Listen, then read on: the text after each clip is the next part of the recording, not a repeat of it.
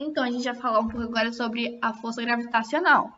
Então, através das observações de Kepler e das suas próprias leis, como a da ação e reação, Newton formulou a lei da gravitação universal. Por que a gente chama de lei da gravitação universal? Porque atua de mesmo modo em todos os corpos e em qualquer região do universo. Então, eu e meu computador agora, falando com vocês, a gente está se atraindo. Mas vocês vão entender daqui a pouco porque essa força a gente não consegue sentir. A gente só consegue sentir quando as dimensões são muito grandes. Tipo, a Terra é muito grande em relação a gente. Então, por isso a gente consegue sentir a Terra puxando a gente, né? Que é o peso. Então é exatamente isso, né? Funciona entre todos os corpos. Então, eu e a Terra e o Sol. Então, todos os corpos, eles se atraem. E em qualquer região do universo. Então, em outros sistemas solares, também vai acontecer isso. E o que é que essa lei diz?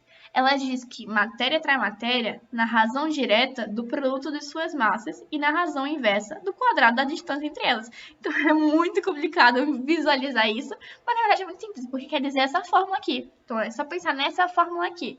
Então quer dizer que a força que liga duas matérias, ela está relacionada ao produto entre suas massas, então é uma massa vezes a outra, dividido pela distância entre elas ao quadrado, multiplicado por uma constante, ok? Que essa constante foi calculada através do tempo, né? Através de experimentos. E o que é que diz? Então, essa massa aqui está atraindo essa massa, e essa massa está atraindo essa massa. Essa força de atração, ela está relacionada à constante, a massa delas e a distância entre elas ao quadrado, ok? Então, R é D aqui nesse caso. A constante da gravidade, da gravitação universal, ela mede 6,67 vezes 10, ela vai dar menos 11. Então, ela é muito pequena. Então, é por causa disso que eu não consigo me sentir... Eu e qualquer outra coisa, eu e meu copo aqui, a gente tá se atraindo, porque eu tenho massa e ele tem massa e a gente tá a uma distância. Mas, como as massas são muito pequenininhas e a constante de gravidade da gravitação universal, ela é tão pequenininha que essa força é minúscula. Então, a gente não consegue sentir. A gente só consegue sentir porque a massa, em relação à Terra, porque a massa da Terra é gigante. Ela consegue suprir essa necessidade dessa constante da gravitação universal, ok? Então, outra coisa para se lembrar é que força gravitacional e força-peso são sinônimos. Então, quer dizer o quê? Que força gravitacional desse copo, na verdade, é igual à força-peso do copo, ok? E outra observação é que, também em relação à lei de ação e reação que Newton tinha formulado antes, ele percebeu que A está atraindo B do mesmo jeito que B está atraindo A. Agora, a força, o valor dessas forças é a mesma, certo? Então, ela atrai essa aqui, o mesmo valor dessa força que está atraindo é o mesmo valor dessa força aqui que está atraindo essa aqui, ok? A única diferença é que elas têm direções, sentidos opostos, ok? Então, uma está puxando para um lado e a outra está puxando para o outro. Então, vetorialmente, né, que é quando leva em consideração os sentidos, eles são opostos. Mas, se for considerar só o valor mesmo, que é um módulo, então elas são iguais, ok? Então, como é que funciona a força-peso que a gente conhece? Que é aquele mg. Então, é simplesmente o que a gente conhece como força gravitacional, só que simplificado. Por quê? Não é força gravitacional igual a constante da gravitação universal vezes a massa de um corpo vezes a massa de outro, dividido pela distância ao quadrado. Então, é justamente isso. A única diferença é que o g que a gente conhece como aceleração da gravidade, ele já é isso aqui tudinho, entende? Então, o g que a gente conhece como aceleração da gravidade é uma multiplicação da constante de gravitação universal vezes a massa, no nosso caso, né, da Terra, dividido pela distância ao quadrado. Quando a gente pega g igual a 10, g igual a 9,31, a gente é um número que a gente, por cálculo, já deu para a distância da Terra, do centro da Terra, do centro da Terra até os objetos, que a gente geralmente considera que os objetos estão na superfície. Então, 9,81 é a constante da aceleração da gravidade no nível do mar. Então, é a distância da Terra até o nível do mar, que a gente conhece, ok? Então, essa é a constante da aceleração da gravidade. E o m, que está aqui na fórmula da força da gravitacional, ele continua aqui fora. Porque esse aqui vai variar. Mas esse aqui não varia para a Terra, para dentro da Terra. Só em relação à altura. Então, a gente tem um G diferente para quando a gente está no nível do mar ou quando a gente está no Everest, por exemplo. Então, a gravidade é diferente por causa dessa distância aqui, porque ela está mudando, não tá? Não está só no nível do mar, tem um H aqui a mais. Então, o que significa? Que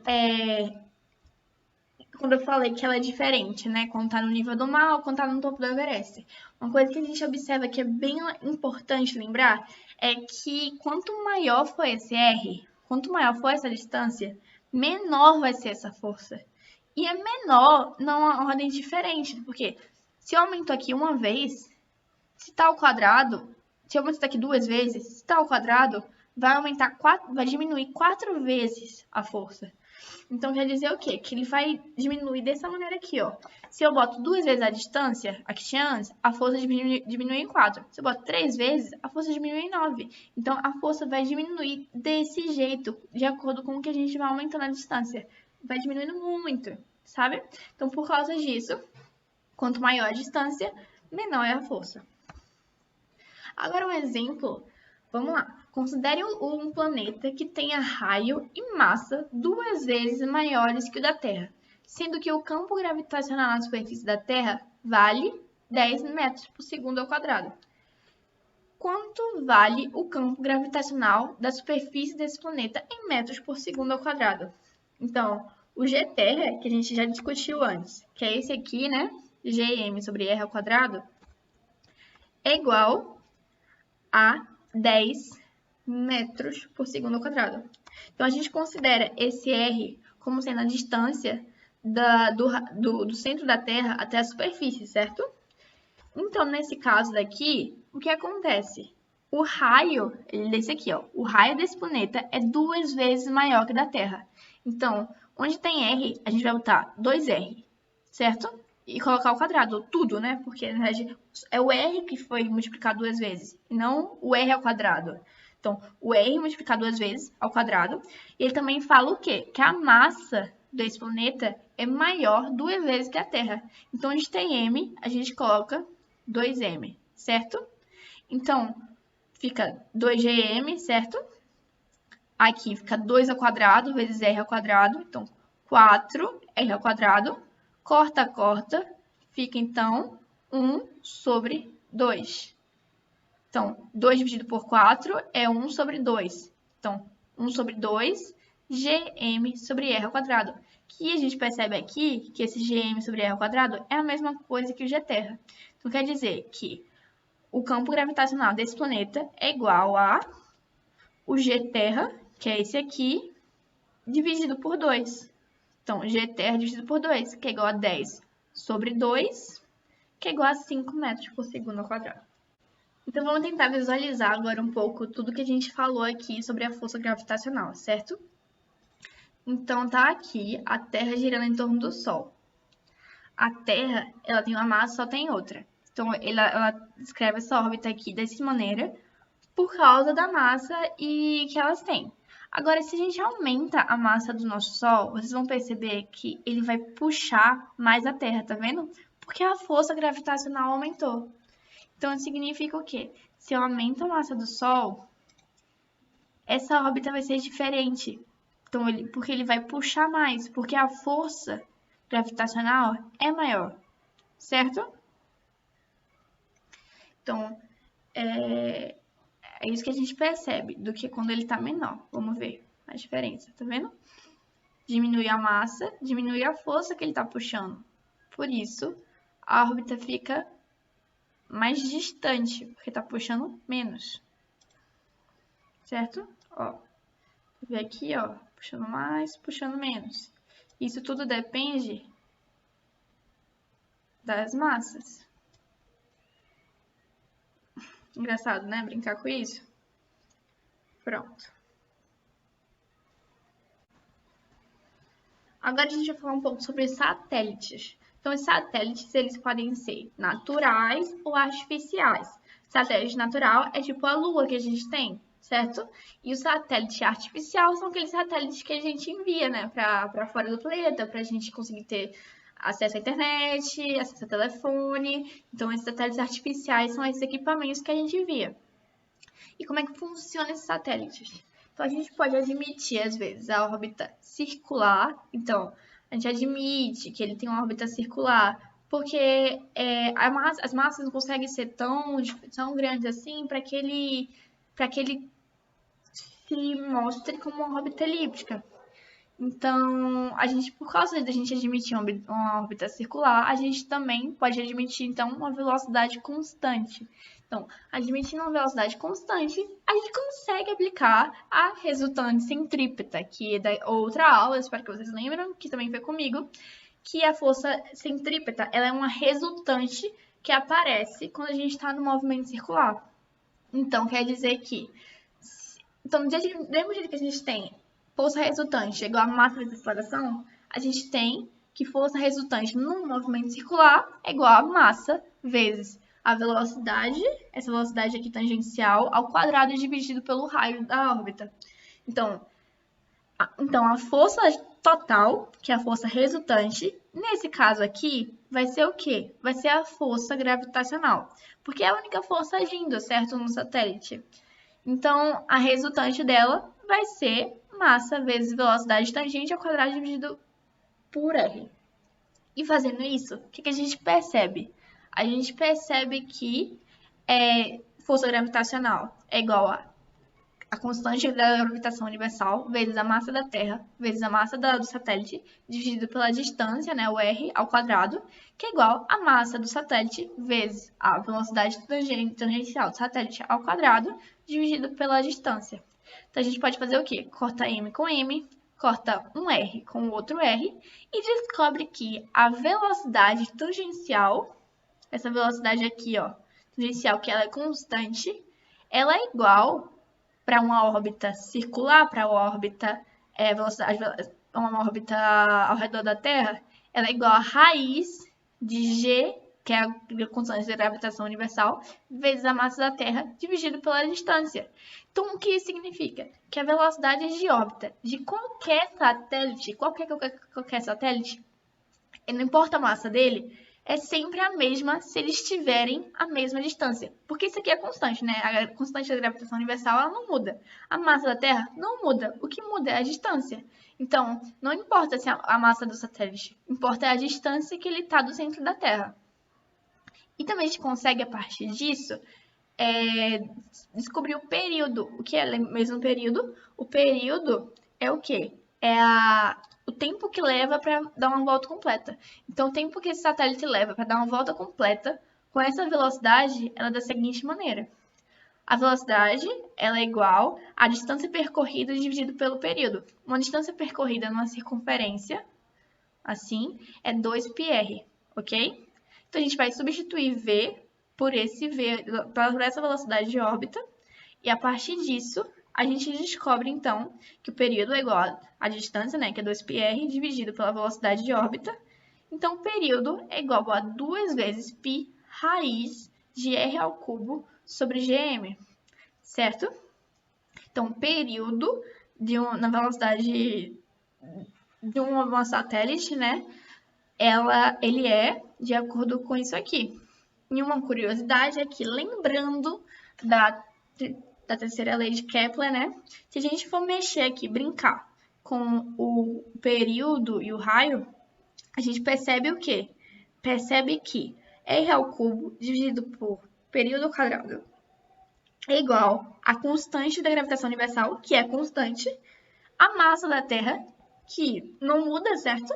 Dividido por 4, π não muda, né? É um número ao quadrado. Então, isso aqui é uma constante. Então, é a constante de Kepler para a Terra. Então, qualquer satélite que esteja orbitando a Terra, ele vai ter esse mesmo valor aqui, se você divide a distância dele, né, o raio dele, a distância dele é por centro da Terra, dividido pelo período dele. Vai ser sempre esse mesmo valor, porque é a constante de Kepler para um objeto que está orbitando a Terra.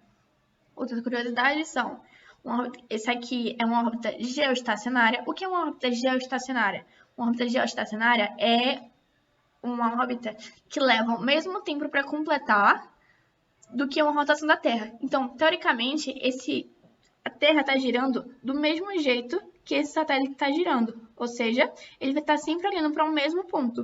Então, esse satélite, se ele está na órbita geoestacionária, ele está sempre olhando para esse ponto, porque a Terra vai girar do mesmo jeito que ele vai girar, no mesmo tempo. Então, quer dizer que ele também, como a Terra leva um dia para girar, então, uma órbita geoestacionária, um satélite leva um dia para fazer uma volta completa, certo? Aí tem a órbita polar, que é ao redor dos polos, né? E é isso. Agora vamos fazer um exercício. Um satélite geoestacionário, que a gente falou, né, que o período dele é de um dia, ou seja, ele demora um dia para fazer uma volta completa, descreve ao redor da Terra uma trajetória circular de raio R. Um outro satélite também orbitando a Terra descreve trajetória circular de raio R sobre 2. Calcule o período do segundo satélite. Então, a gente pode usar aqui a terceira lei de Newton, porque os dois objetos estão... A terceira lei de Kepler, me desculpa. Porque os dois estão orbitando o mesmo objeto, então a constante de Kepler dos dois vai ser a mesma. Então, o que acontece? Então, a distância de do primeiro, né, do geoestacionário ao cubo, sobre o período dele ao cubo, é a constante de Kepler da Terra, que também vai ser a distância do segundo ao cubo, dividido pelo período do segundo ao cubo. Então, o que a gente percebe? Como é que a gente pode mexer aqui? A distância do primeiro ao cubo, ele diz que é igual ao raio do primeiro dividido por 2, certo? Então, raio do primeiro dividido por 2 ao cubo, onde tem o raio do segundo, a gente vai substituir por raio do primeiro sobre 2, dividido pelo período dele ao quadrado. Então, fazendo isso aqui, a gente bota raio do primeiro ao cubo, então fica isso aqui, e bota 2 ao cubo, que fica 8, que por estar dividindo vai aqui para baixo. Então, a gente volta, porque lembra que isso aqui é igual a isso aqui.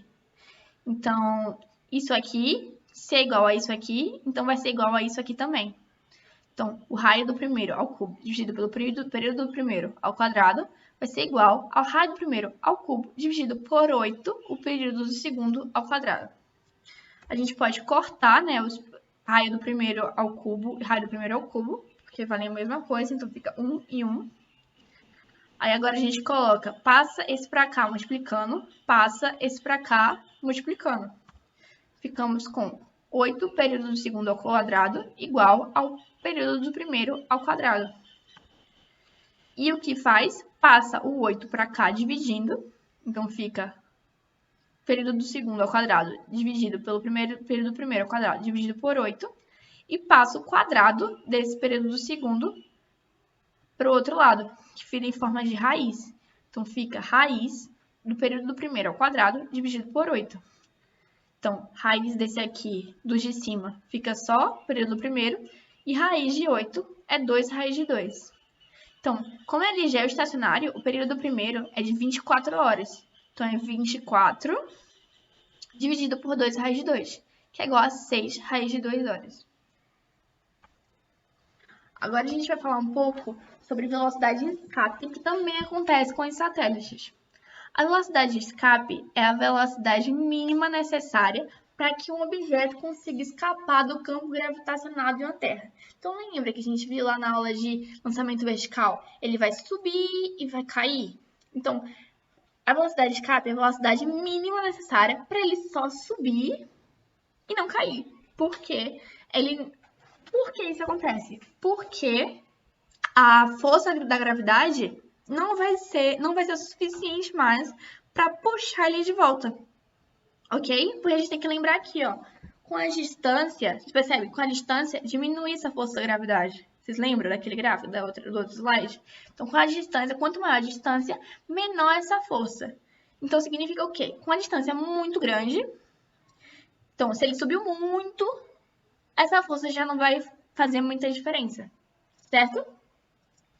Então, é isso. Se for muito devagar, ele não vai subir uma distância necessária. Então, ele vai subir, aí a força da gravidade ainda está puxando. Aí ele cai. Então, se for com a velocidade orbital, ele vai subir, mas a força da gravidade ainda vai puxar ele o suficiente para ele ficar em órbita. Para, então, ser uma velocidade de escape, essa velocidade precisa simplesmente ser maior, ok? Agora, vamos ver, então.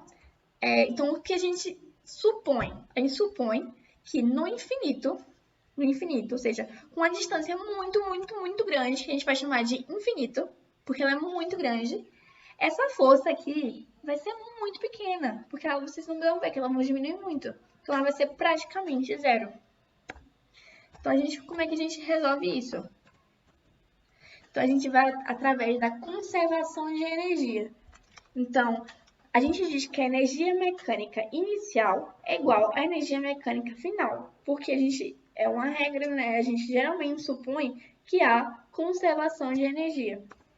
Então, a energia mecânica, nesse caso aqui, a gente pode dizer que a energia potencial gravitacional inicial e a energia cinética inicial.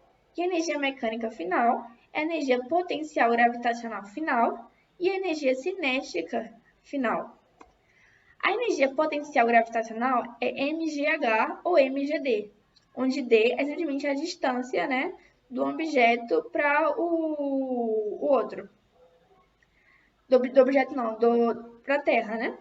Então, G, se a gente lembra bem, o que é G?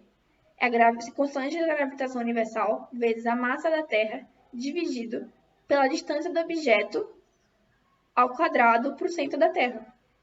Então, a gente vai dizer que é o trabalho dessa energia, dessa força aqui, ó, essa força peso, né? Então, vai ser igual a massa vezes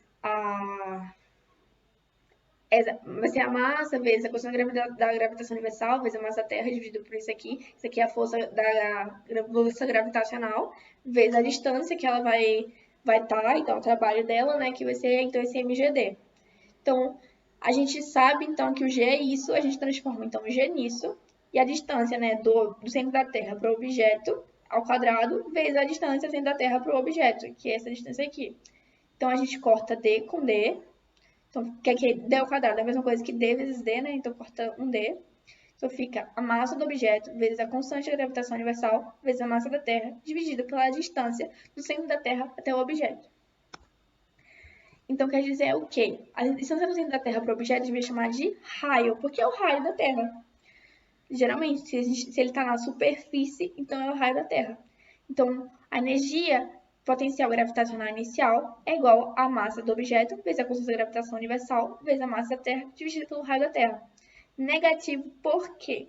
Porque isso aqui não é energia mecânica, não é a variação, ele não está fazendo uma força no trabalho, ele está fazendo um trabalho contra essa força, se ele está andando contra essa força, então ele está subindo, certo? Se ele está subindo e a força está puxando para baixo, então ele está indo contra. Se ele está indo contra, então vai estar com sinal negativo, ok? E a energia cinética, isso aqui está errado, me desculpem. A energia cinética inicial, ela é massa do objeto vezes a velocidade de escape, né, que é a velocidade que a gente vai lançar esse objeto ao quadrado dividido por 2, ok? Então, e a energia potencial gravitacional final é a massa, a gente já viu aqui, né? Que é a massa vezes a constante de gravitação universal vezes a massa da Terra dividida pela distância do objeto até o centro da Terra. Lembra que a gente falou que a gente vai considerar no infinito? Quer dizer que ele está tão longe que por causa disso, ele não vai ter a força da gravitação influenciando nele. Então, ele vai estar tão longe que vai estar no infinito. Então, um número aqui, não importa quanto seja isso, dividido por infinito, o que é? Você tem que pensar no infinito como? O infinito é um número muito grande. Então, se a gente tem sei lá, trilhão aqui embaixo. Esse número aqui vai ser muito pequeno. Muito pequeno. Então, um número aqui, não importa qual seja, se é 305 mil dividido por 1 trilhão, é um número muito pequeno. Se é um número muito pequeno, a gente vai dizer que ele é zero, certo?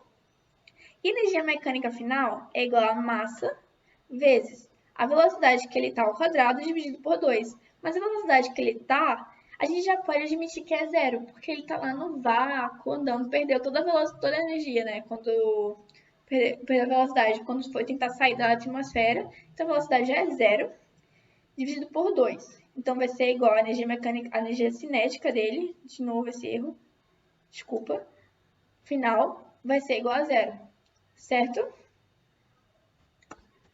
Então, como é que a gente calcula isso? A gente diz que é energia mecânica inicial, energia mecânica final. Então, energia mecânica inicial é energia potencial gravitacional inicial, que é isso aqui. Então, tá aqui. Energia cinética inicial, que é isso aqui. Então, tá aqui. Igual a energia potencial gravitacional final, que é igual a zero, mais energia cinética final, que é igual a zero. Então, fica a energia potencial inicial mais a energia cinética inicial igual a zero. Então, esse aqui está negativo, a gente passa para o outro lado, certo? Então, fica massa vezes velocidade de escape ao quadrado dividido por 2 é igual a mais, né? Porque passou para o outro lado, ficou positivo. Massa vezes a constante de gravitação universal vezes a massa da Terra dividido pelo raio. A gente pode cortar as massas, porque são as mesmas. E fica como? Passa esse 2 para o outro lado, multiplicando. E fica, então, velocidade, esse aqui não. Velocidade de escape é igual a raiz quadrada de 2 vezes, que passou para o outro lado, né? A constante da gravitação universal vezes a massa da Terra dividido pelo raio da Terra na superfície. E é isso, gente. Me desculpe qualquer coisa, se tiver dúvida, por favor, mandem pelo Instagram, pelo grupo da monitoria, ou diretamente para mim ou para João. E bons estudos, espero que vocês tenham gostado. Se tiverem qualquer feedback, vocês podem mandar para mim, tá bom?